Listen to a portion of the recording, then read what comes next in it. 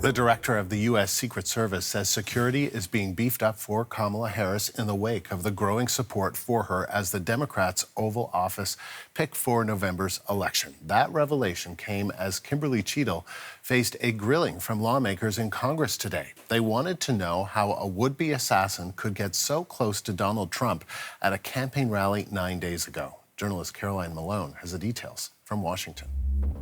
It's been very contentious so far. These have been very difficult questions, very detailed questions put towards a Secret Service director, and it's been going on now for many hours. Some of the most recent questions to her have been why a suspicious person was allowed to be in the perimeter or around the event in the few minutes before Trump was then on stage and speaking, and why that person wasn't moved away, because it seems that the Secret Service did in fact identify a suspicious person, we now know to be the suspect. And Cheatle has said before in the hearing that the Secret Service distinguish between someone that's suspicious and someone that's threatening, and there are different levels of risk that they assess. And so this suspect actually was not deemed to be threatening. But of course, we know now he was highly threatening and didn't just injure Trump, he also killed at least one person in that crowd.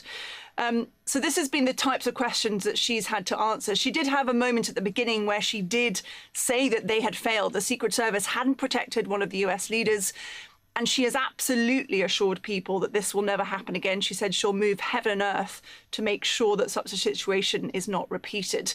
But there has been a lot of back and forth, including with Comer, who is the director of the Oversight Committee. Let's have more of a listen to that exchange. Let's start with the building that the shooter used to shoot President Trump from. At any point Saturday, did the Secret Service have an agent on top of that roof? Sir, I'm sure, as you can imagine, that we are just 9 days out from this incident, and there's still an ongoing investigation. And so I want to make sure that any information that we are providing to you is factual. You can't, okay. Why did the Secret Service not, can you answer why the Secret Service didn't place a single agent on the roof? We are still looking into the advanced process and the decisions that were made. Well, okay. Wasn't that building within the perimeter that should be secured? Do we agree with that?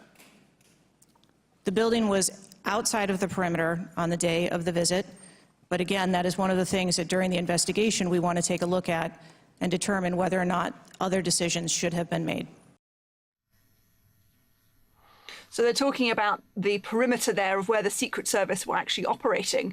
And we, of course, know now that the suspect was outside that perimeter. One of the things that Cheatle had said earlier in the hearing was that for 5 days before the event, her team, the Secret Service, had been in consultation with Trump's campaign staff. So they had actually been talking in detail about where those locations would be to have security stationed.